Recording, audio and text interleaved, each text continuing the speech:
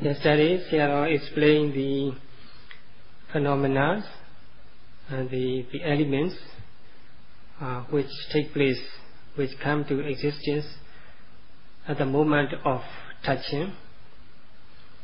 The striker element, the sense object, which strike on the sense organ, and then responsive element, the consciousness, which is the resulting from the combination of sense organ and sense object. When we experience touch, the element which come to existence at that moment can be divided into three kinds roughly. It is Paṇḍitā, it is hardness or softness, and then the warmness or cold or heat, and then the last one is heat, warmth and cold, and last one is tension, tightness and motion or movement. So whenever we experience touch, one of those elements can be obvious to us. So as a base element, any part of the body, wherever flesh is, the sense organ can be touched by the senses, by those elements. There are many other elements which are involved in this touching process. Roughly, the contact, phassa, between the sense organ and the sense object, and then responsive element, and then the feeling or sensation, pleasant or unpleasant. This feeling or sensation also can be divided into two kinds, kaya vijnana and dhamma dhatu. And these are all called responsive element, which can be experienced at the moment of touching. There are many more elements actually involved in this touching process, but roughly only three elements is obvious. So the point is, there is no self or ego entity involved in the process of touching. Only elements or phenomena are what really exist at the moment of touching. So it is according to the nana dhatu and the phrase, the several kinds of the elements. So the moment we experience touching, there are several kinds of the elements obvious, manifest to us. So now today shall we continue analyzing those elements. So when we are sitting, practice the meditation according to the late Venerable Great Mahasi Sayadaw. At first we have to sit leg crossed, cross-legged, and then we keep our upper part of the body straight, and then breathe in and out regularly, not too abruptly, not too quickly, not too slowly. We have to breathe in and out very regularly, normally. And then our mind must be focused on the rising, falling of the abdomen, which can be compared with a ball which is inflated. When we breathe in, our abdomen become inflated and tight, So the inflation connected with the inhalation, and then afterwards the exhalation followed by falling or the abdomen. So inhalation, exhalation, and rising, falling, they are all connected to each other, one another. So the element or the phenomena involved in the rising, falling, or the abdomen is air element. It can be experienced as a tension, tightness, or movement. It's a Vayodhatu. It's a touchable element. It can be called Phodavadhatu as well, because it's the element can be touched, the touchable. Actually, there are many other elements involved in the process of rising, falling, but the moment or the movement of rising, falling, or the abdomen, this Vayodhatu is extremely obvious. Another dhatus, which are another element which are obvious to the yogi, is the hardness or softness, is a Patavi dhatu, earth element, and then temperature element, heat or cold, or warm or cold, and these elements also can be experienced when we observe the rising, falling, or the abdomen.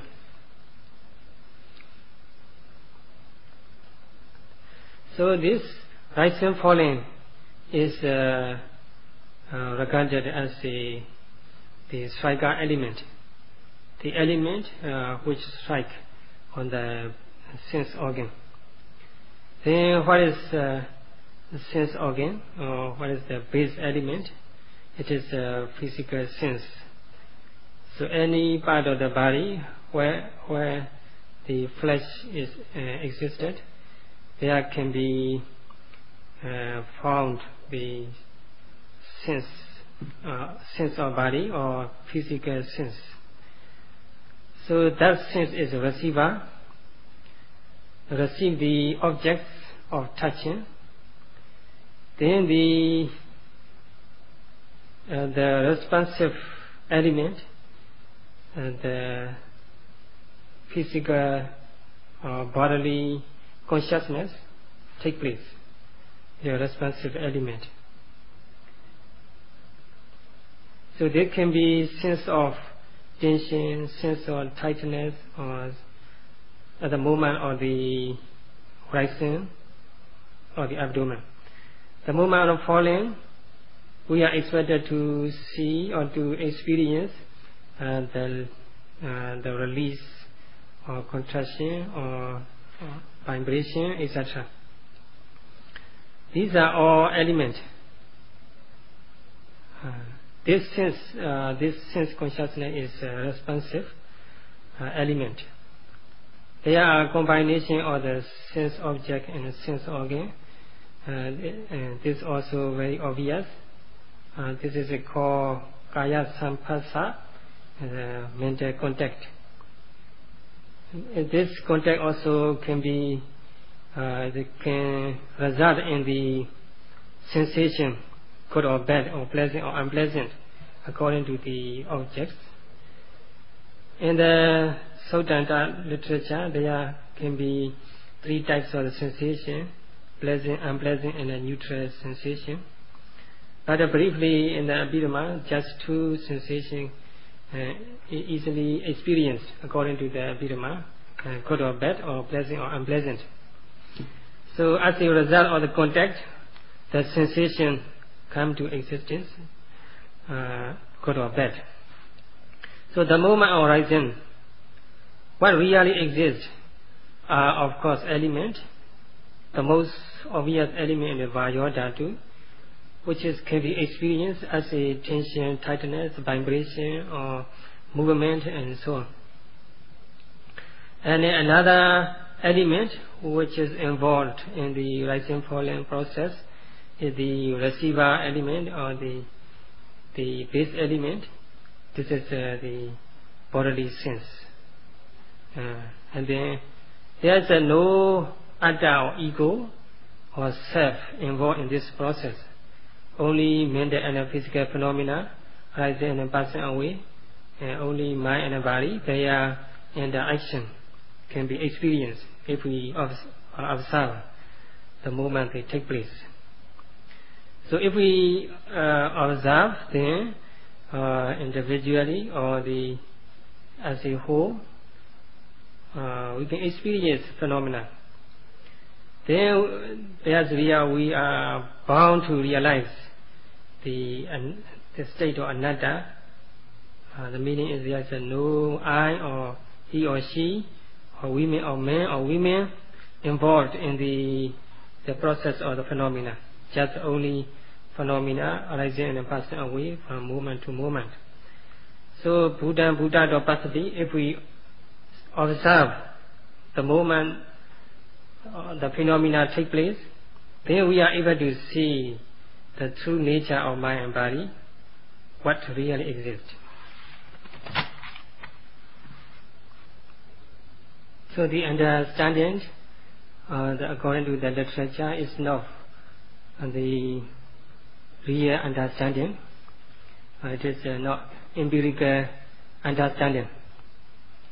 So we cannot claim the knowledge, empirical knowledge. So we must observe phenomena the moment they take place. Then only where empirical knowledge takes place. So the moment arising occur to us, we must follow, noting it closely from the beginning to the end. We must note it concurrently and with the full energy. Aim our mind on the object correctly. This aiming is regarded as a jhanic factor. Without aiming, the jhanic state of jhana is not possible. So, but just aiming is not enough. So, aiming is requiring the energy and effort so that we can reach to the object directly. So aiming and energy is helping vice versa. So aiming must be helped by the energy so that we can reach to the object, we can penetrate into the object. So without aiming,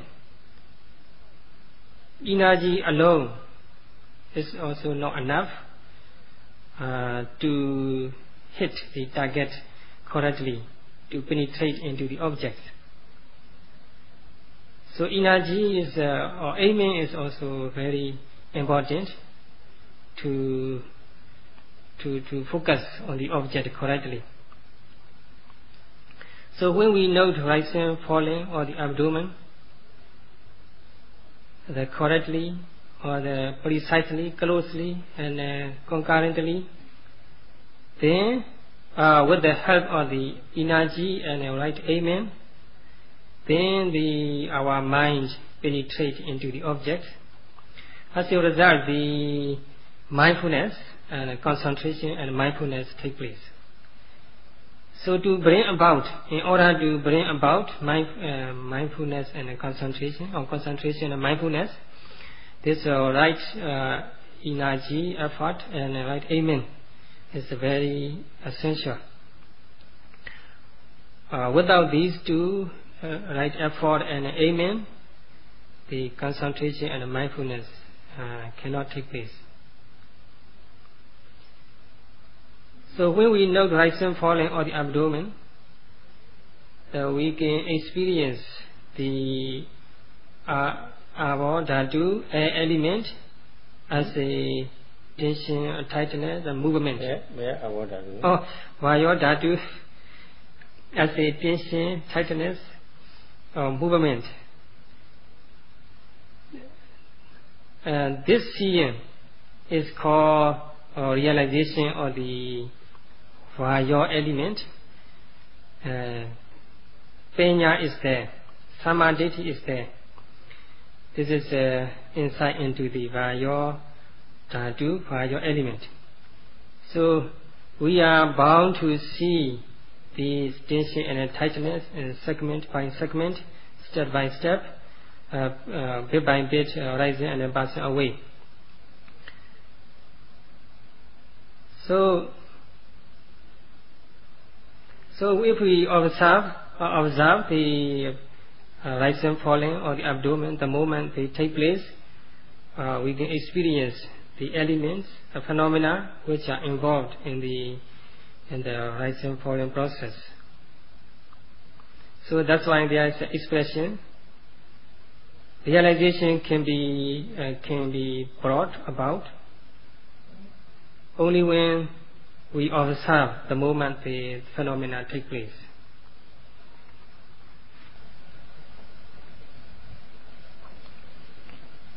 So amen, previously normally translated as a thinking. So thinking is the widespread meaning.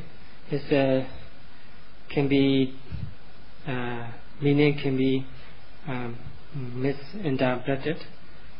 So that's why Sayadaw Vitaka is translated into amen instead of normal translation as thinking. So in the empirical practice, empirical field, this translation amen makes much more sense than the normal translation. Just like hitting a stone with a stone to the target stone, we have to aim to the target and hit. Only then the stone can be hit to the target. So in the same way, in the case of the meditation practice, this amen, proper amen, is very important. Without this right amen, there will be chance for unwholesome thinking.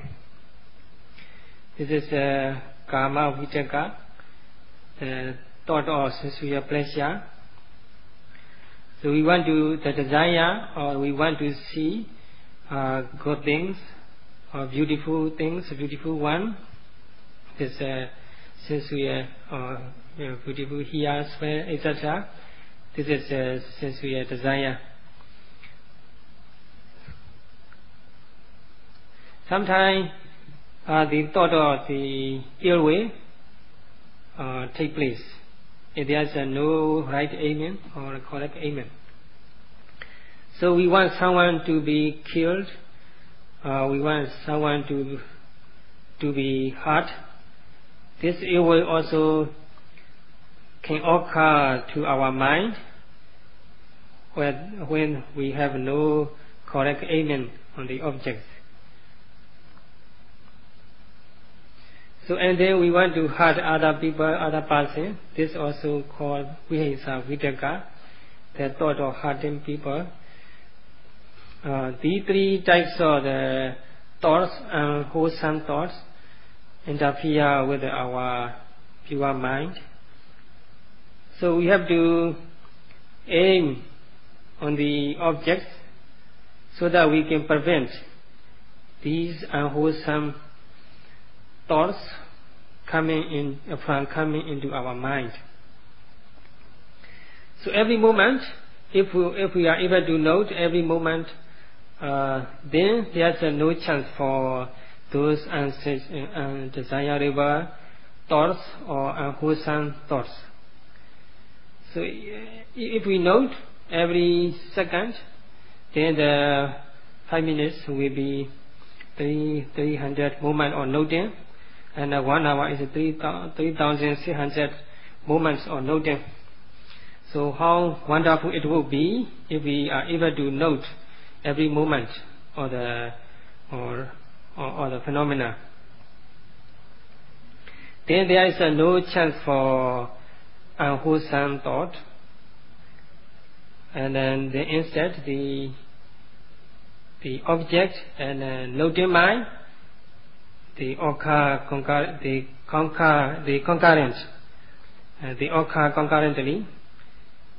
It is because of the right aiming on the object. And then when we observe an object with the right aiming, we have to rub the object with the aiming. This type of aiming is called vichara. It can be translated analysis.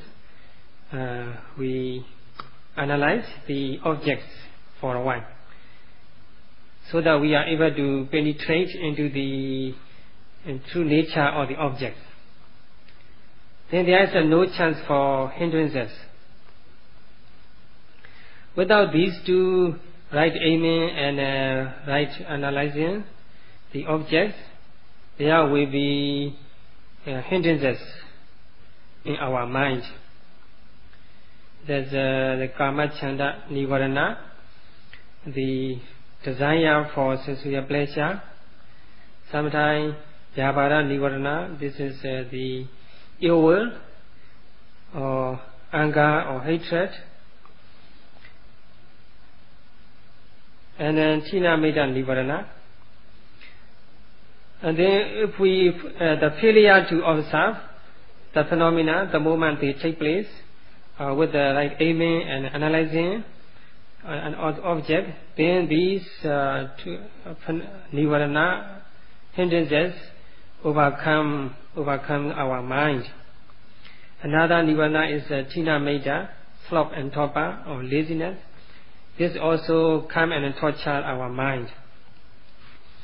So if we have aiming, there's a right aiming.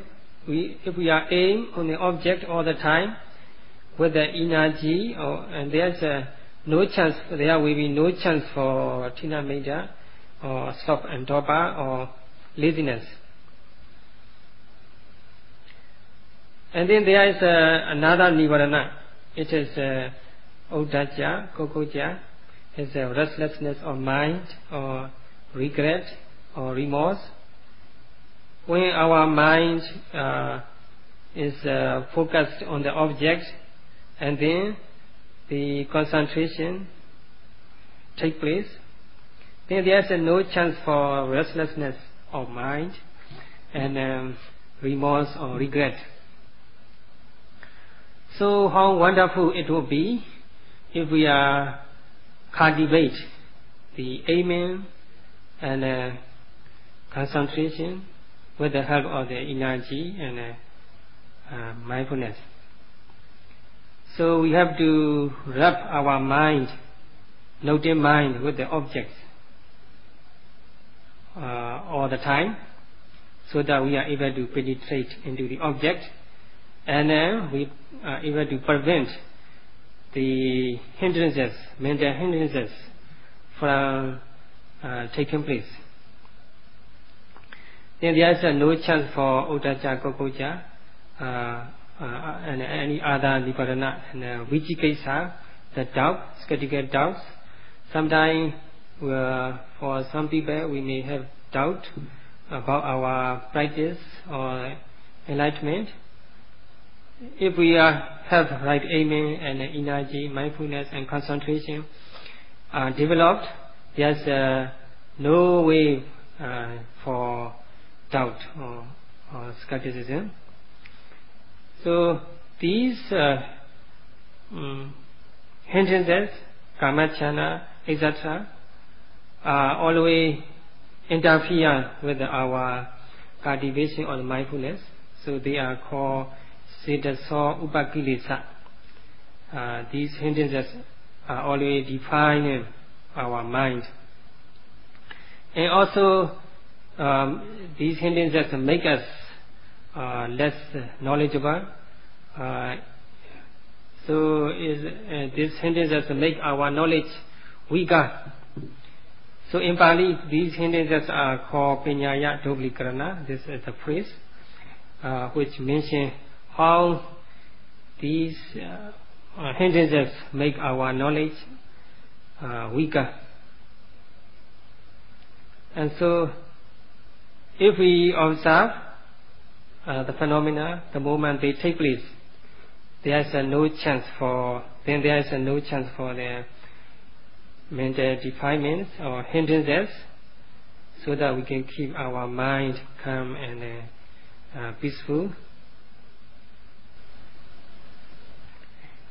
So, at the moment of the observation, or the rising, falling, or the abdomen, there are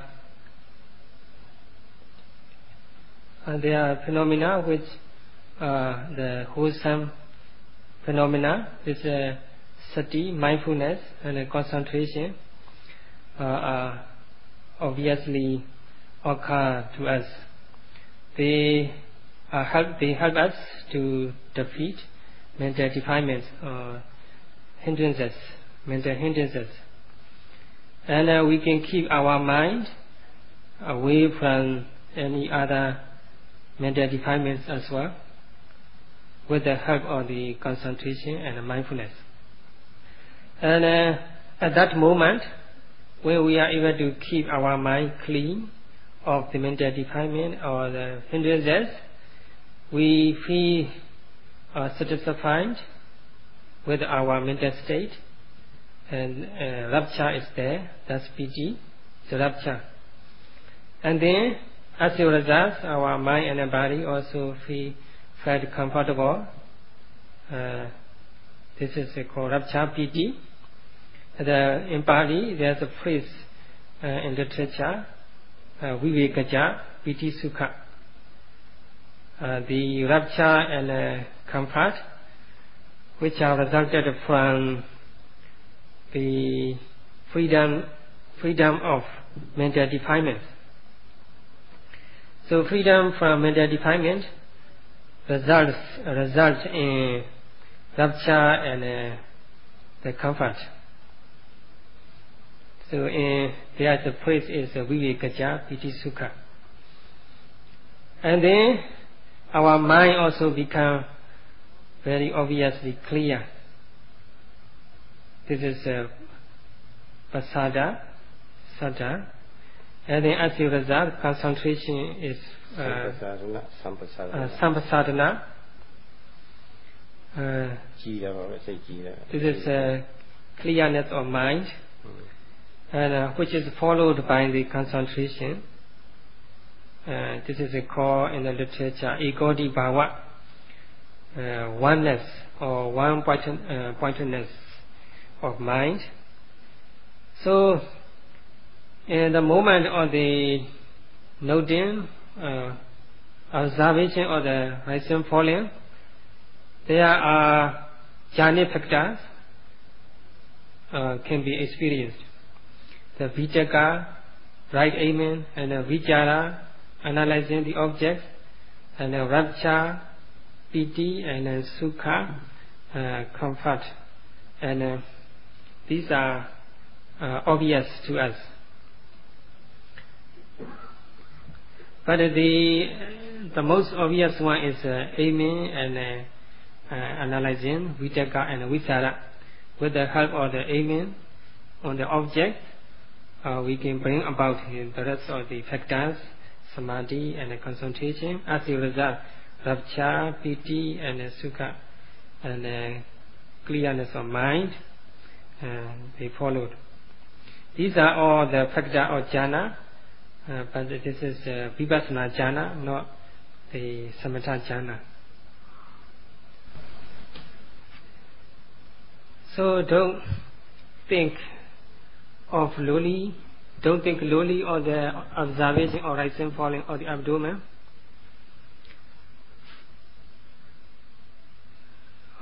This observation or the rising, falling of the abdomen can help us to experience Vipassana jhana factor, and then this will enable us to understand several types of phenomena and elements. So today's time is up. So shall we continue his Dhamma talk tomorrow? Sadhu, sadhu, sadhu. Sadhu, sadhu, sadhu.